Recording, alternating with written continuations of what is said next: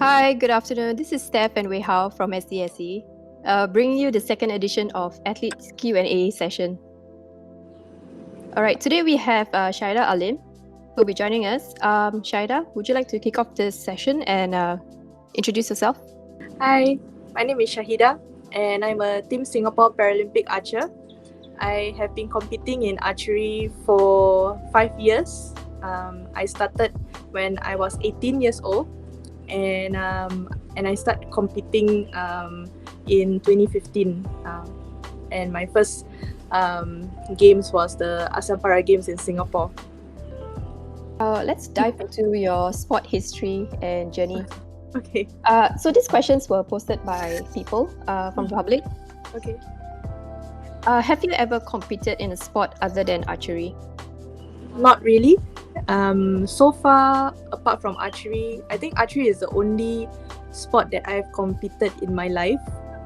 But I do play other sports like swimming, table tennis, but it's not for competition. It's mostly like with friends and family. How do you discover and why do you choose archery? I got to know about archery when I was 18 years old. At that time, there was a disability expo that was organized by Singapore Disability Sports Council. So I went into the expo and they were showcasing all the para sports in Singapore, and I tried each and every of those sports, and archery seems to be more suited for me. The reason why I like archery is because number one, I really like to see all my arrows at the center, so it gives me that sense of achievement. Second of all is that archery is known to be associated as a masculine sport because it requires a lot of strength to pull the bow, and I wanted to do something which is uniquely for me. So yeah, so archery is the one. Could you share the process on how you became a national archer? Okay, it so happens that after I graduated from university, I was in a dilemma whether I should be continuing with archery or whether I should be focusing on my career. So one day, while I was watching TV, my mom came and she was like casually asking me, Shah, don't you want to like continue with archery? And why not you join the national team? And then I was like jokingly around and like, oh yeah, sure, why not? So apparently in 2014, they had the chance for, there was a selection going on, and I tried it out and I got in, surprisingly. I didn't have any expectations about going into the national team, but I did it. So it was something different, and I think it was for the best. So I started out, after getting to know that I got into the team, I started being in the development team for 1 year, and that would be the time where the coach would train us to be a national athlete. And it's only until 2015 when I had the chance to represent for Singapore for major games, and from then on, I continued being a national athlete. If there is one tournament outside of the Paralympics you have not won or determined to win, what would it be? I think it will be two competitions. Number one will be the Asian Para Games. I've so far the last Asian Para Games 2018, I made it 5th. But this time, I'm aiming to go for podium finish for 2022. The second competition that I would like to participate and be in podium finish would be the biggest shoot, which is also known as the Indoor World Championship Finals. So I hope that I will get that chance to compete in that competition. Do you ever have a problem with your PEEP, especially when competing indoors and you wear glasses? Yes, the first time when I was shooting indoor, I do observe that there's a bit of a challenge looking into the PEEP side when you are indoor shooting.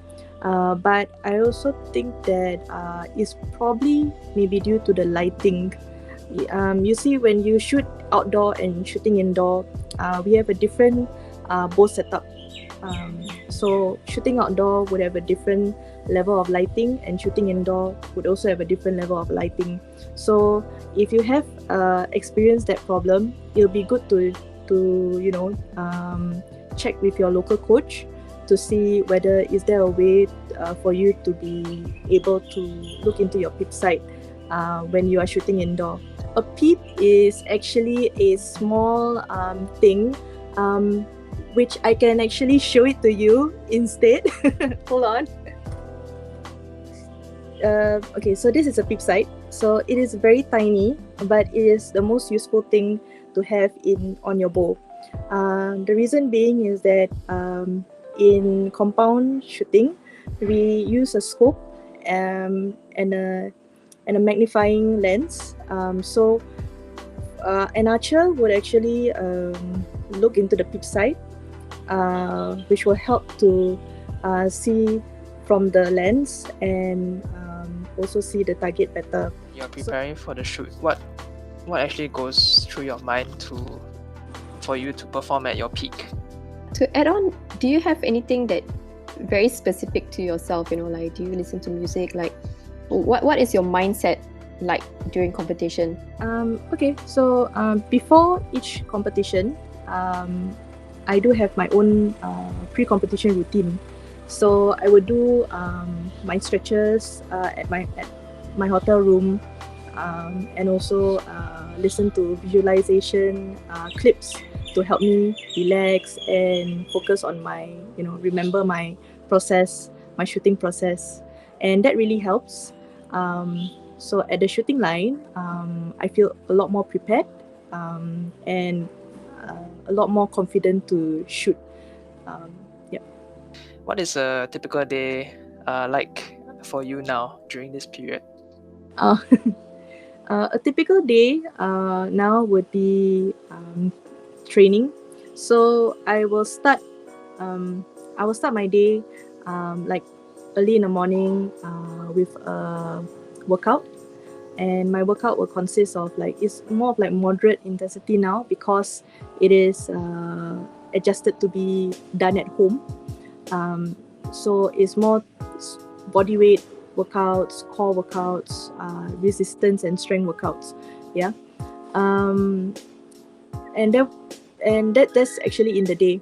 And slightly in the afternoon, like probably about 3 or 4 o'clock, I will do my archery sessions by shooting at home. So I have my home target, I have my bow setup, and I'll just lock myself in a room and start shooting about 120 to 150 arrows for that session. In the day after everything is done, then I continue to relax by bonding with my family over Netflix, or playing games with my friends with my Nintendo Switch, or even take on an online course and learn something new.